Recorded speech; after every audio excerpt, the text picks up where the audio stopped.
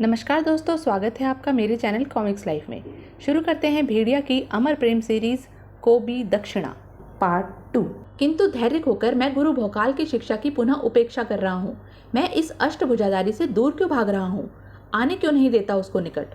कोबी बोला, आ आ शैतान।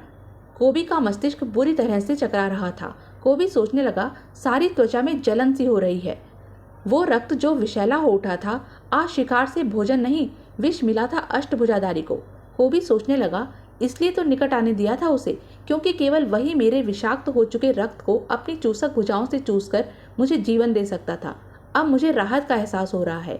एक बार फिर गुरु भोकाल की दी शिक्षाओं ने मेरे प्राणों की रक्षा की। मगर ये क्या? मैं किसी टापू पर आ पहुंचा हूँ और वहाँ कोई मेरी प्रतीक्षा कर रहा है। टापू पर कुछ अजीब सी आकृतियां खड़ी थी। उन्होंने कहा, अजनबियों के लिए यहाँ पर केवल मृत्यु प्रतीक्षा करती है। कोबी बोला, और मेरे लिए तुम सब अजनबी हो। गुरुराज भाटिकी से आज तक सीखता ही रहा हूँ। उनकी द्वंद्व शिक्षाओं के प्रयोग का ये समय मैं उत्तम समझता हूँ और मुझे विश्वास है कि मुझे तुम में से किसी पर भी दूसरे प्रहार की आवश्यकता नहीं पड़ेगी। जैसे तूने इस वृक्ष को गिराया है, वैसे ही खुद भी गिरेगा। मुझे मेरी मकसद को पूरा करने से कोई नहीं रोक पाएगा। गुरुपत्नी तुरीन को ले जाने यहाँ आया हूँ। बाधा बनकर जो भी राह में आएगा वो जान से जाएगा। तभी एक आवाज आई, और जिसके पास जान ही तेरी हो तो तब तू क्या करेगा? कोबी ने कहा, अरे ये तो मेरा ही रूप है। कोबी के प्रतिरूप ने कहा, केवल रूप, शक्ल और काया ही नहीं, मुझ में आधे प्राण भी तेरे ही बसे हैं। अब मैं तुझ पर प्रहार करूंगा तो तू तड़पेगा, और यदि किसी भूल से तूने मुझ पर प्रहार किया तो भी तू ही तड़पेगा, क्योंकि चोट तुझे ही लगेगी। कोबी बोला, ओह नहीं, उफ। कोबी का प्रतिरूप बोला, मेरे देह में तेरे ही आधे प्राण हैं। आ पीट मुझे। मैं तुझे पीटूं या तू मुझे पीटे, बात एक ही है। कोबी सोचने लगा, ये सच कह रहा है। मैं इसे पीटता हूं तो प्रहार की चोट की पीड़ा मुझे भी महसूस हो रही है। प्रतिरूप ने कहा, अपने हाथ मत रोक, क्योंकि यदि तू रुकेगा तो मेरे हाथ चलेंगे। ये तो तू धर्म संकट में पड़ गया रे। हा, इस युद्ध में तेरी मृत्यु निश्चित है। कोबी सोचने लगा, इसके प्रहारों से बचने के लिए मुझे इस संकट का हल खोजना होगा।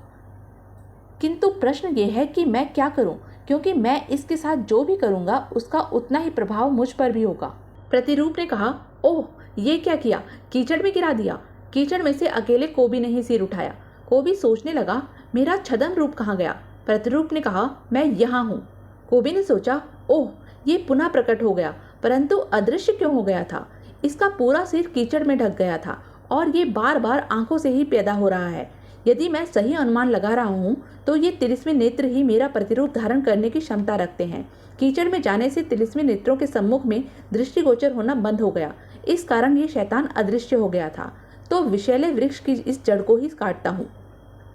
तिलिस्मी नेत्रों के साथ ही अदृश्य हो गया छद्म रूपधारी कोबी भी। कोबी ने सोचा, एक बाधा और पार हुई। सुल्तान को कोबी के सामने आना ही पड़ा। सुल्तान ने कहा, कौन हो तुम? तुरीन को क्यों खोज रहे हो?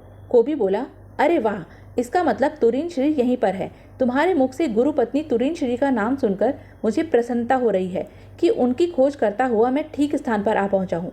मेरा नाम कोबी है। मुझे बताओ, कहाँ है तुरीन श्री?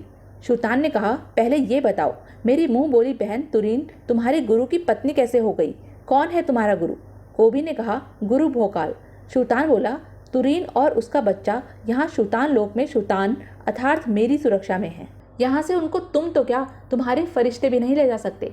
कोबी ने कहा, मैं यहाँ केवल गुरु पत्नी को ले जाने आया हूँ, और मुझे उनको यहाँ से ले जाने से तुम तो क्या, तुम्हारे फरिश्ते भी नहीं रोक सकते। गुरु भोकाल जब अपनी तुरीन को देखेंगे तो बहुत प्रसन्न होंगे। कोबी द्रुत वेग से महल की ओर भाग पड़ा। सुल्तान ने कहा, घटायु रोको उसको, वो महल की ओर बढ़ने न पाए। कोबी ने कहा, अब मैं तुरीन श्री को यहाँ से ले जाने में विलंब नहीं कर सकता।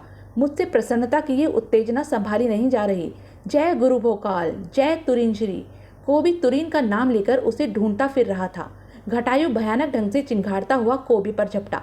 कोबी ने कहा, तुरीन श्री। कोबी अब केवल तुरीन को ही देखना चाहता था। सुल्तान ने कहा, पर्वतासुर, वो आगे बढ़ने न पाए। कोबी की आंखों में केवल तुरीन थी। कोबी को अब किसी की परवाह नहीं थी। कोबी ने कहा, तुरीन श्री। सुल्तान बोला, घटायु और पर्वतासुर उसको रोकने में नाकाम हो गए।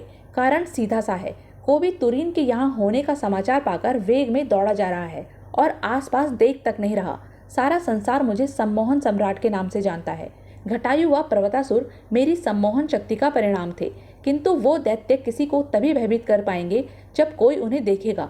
वास्तव में तो वो दोनों वहां पर थे ही नहीं, और को भी उन्हें नजरअंदाज करता हुआ आगे बढ़ता जा रहा है। ओह नहीं, वो महल के मुख्य द्वार तक पहुंच गया है और उसे पकड़ने की चेष्टा करते पहरेदारों को उसने तिनकों के समान उठाकर फेंक दिया है। कोबी ने कहा, तुरीन श्री, तुरीन श्री, तुरीन श्री, मैंने पहचान लिया, आप ही तुरीन श्री हैं। आपके जिस रूप का वर्णन गुरु भोकाल श्री के मुख से सुना था, ठीक वैसी ही हैं आप। तुरीन ने कहा, किंतु तुम कौन हो? कोबी बोला, मेरा नाम कोबी है, मैं आपको ले जाने आया हूँ। गुरु भोकाल को वचन दिया है, आपको मेरे साथ चलना होगा। तुरीन ने कहा, भोकाल? कोबी बोला, हाँ, गुरु भोकाल वुल्फानो में है। गुरुराज भाटी की उनका उपचार कर रहे हैं। मैंने उनको वचन दिया है कि मैं उनकी पत्नी अर्थात आपको उनके पास लेकर आऊँगा। कृपया आप मेरे साथ तुरंत प्रस्थान करें। तुरीन बोली, उपचार? क्या हुआ भोकाल को? और मैं यह कैसे मान लूँ कि तुम मुझे भोकाल के पास ले जाने आए हो? कोबी ने कहा, मानना तो पड़ेगा ही, क्योंकि मैं कह रहा हूँ। तभी शूतान वहां पहुंचा और बोला, तुरीन तुम्हारे तो क्या, स्वयं भोकाल के साथ भी नहीं जाएगी। वापस लौट जाओ। भोकाल को जाकर संदेश दो कि तुरीन का विवाह हो चुका है और वो यहाँ अपने बच्चे के साथ बहुत प्रसन्न है। कोबी ने कहा, मैं किसी विवाह को नहीं मानता, ना ही किसी बच्चे की ममता मुझे तुरीन श्री को यहाँ से ले जाने से रोक सकती है। शूतान लोग की भलाई इसी में है कि मुझे चुपचाप तुरीन श्री को यहाँ से ले जाने दो, अन्यथा शूतान लोग को तबाह करने से कोई नहीं बचा सकता। शूतान ने कहा, पकड़ लो इसे। कोबी बोला, तो ठीक है, जिस प्रकार मैं अनेक संकटों का सामना करता हुआ यहाँ तक आ पहुँचा हूँ, उसी प्रकार तुरीन श्री को लेकर यहाँ से कूच भी करूँगा। शूतान बोला, तुम इसकी बातों पर हरगिज ध्यान मत देना तुरीन, ये कोई षड्यंत्र हो सकता है। तुरीन ने कहा, परंतु वह कह रहा था कि भोकाल अस्वस्थ है। शूतान बोला, इसमें शत्रुओं की कोई चाल हो सकती है। कोबी ने कहा, कोबी अब रिक्त हाथों के साथ यहाँ से नहीं लौटेगा। शैतान शूतान के शैतान सेवकों, अब शूतान लोग की धरती पर तबाही का बीज रखा जा चुका है। शूतान बोला, कोबी, हाथ में केला लेकर शूतान लोग की धरती को तबाह करोगे? शूतान ने सम्मोहिनी विद्या का प्रचंड प्रयोग करने की ठान ली थी। कोबी ने कहा, आई, तलवार केला बन गई। शूतान बोला, तुम्हारी उद्दंडता का दंड देने के लिए क्यों ना इस हाथी से तुम्हारा सिर कुचलवा दूं। कोबी सोचने लगा, अरे अभी तो यहाँ पर बकरी खड़ी थी, ये जादू का प्रयोग कर रहा है। कोबी ने कहा, मेरे रूप में गुरुराज भाटिकी ने ताकत का पहाड़ खड़ा कर दिया है, जिसको ऐसे छोटे मोटे हाथी आकर डिगा नहीं सकते। कोबी सोचने लगा, कोई भी आक्रामक पशु आक्रमण करते समय गुर्राता या चिंघाड़ता है। इसका अर्थ ये हुआ कि हाथी केवल तिलिस्म से पैदा किया गया भ्रम है, जैसे इस जादूगर शूतान ने तलवार को केले के रूप में दिखाने का भ्रम उत्पन्न किया था। ओह, तो ये बात है। कोबी बोला, तुरीन श्री, मैं समझ गया हूँ कि जब तक आपके यहाँ रहने का कारण मौजूद है, आप यहाँ से मेरे साथ नहीं चलोगी। अब मैं उन कारणों को ही समाप्त कर दूंगा, अर्थात आपके इस बच्चे और इसके पिताश्री को, जो आपको मेरे साथ चलने में बाधा उत्पन्न कर रहे हैं। कहाँ है इसका पिता? मत बताओ, जैसे तुम्हें ढूंढ लिया उसे भी ढूंढकर फाड़ कर सुखा दूंगा। तुरीन बोली, नहीं, तुम पागल हो गए हो। आह, शूतान भैया, बचाइए। कोबी ने कहा, अरे ये गैंडा मेरी गोद में कहाँ से आ गया? मैंने तो तुरीन श्री की गोद से बच्चे को छीना था। कोबी सोचने लगा, ओह समझ गया, इस कमबख्त शूतान ने सम्मोहन छोड़ा है, जिसके कारण मैं बच्चे को गैंडा समझ रहा हूँ। ना चाहते हुए भी सम्मोहन धोखा दे ही जाता है। शूतान ने कहा, तुरीन बहन, बच्चे को संभालो, मैं इसे संभालता हूँ। कोबी ने कहा, ओह ये तो सबसे बड़ा लड़ैया लग रहा है मुझे। और अरे बाप रे, ये कैसा विचित्र जंतु है, अरे इसी धरती का है ना। कोबी सोचने लगा, ये सब इस शैतान शूतान की माया है, क्योंकि इतने विशालकाय जीव के तो चलने से ही भूमि धम धम करने लगेगी, फिर इसके दौड़ कर आने से तो भूकंप आ जाना चाहिए था। हाँ हाँ हाँ, मैंने उसके वजूद को नहीं माना तो हो गया ना गायब।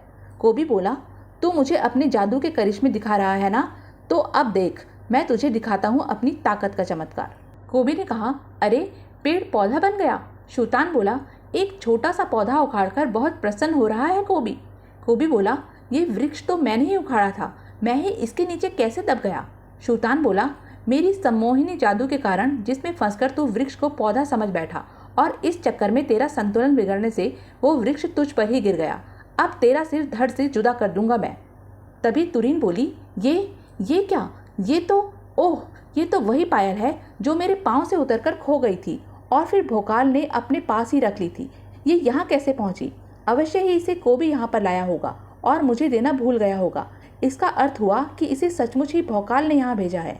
तो यह थी अब तक की कहानी। आगे की कहानी जानने के लिए बने रहें मेरे साथ। और हाँ, मेरे चैनल को लाइक, शेयर और सब्सक्राइब करना ना भूलें। धन्यवाद।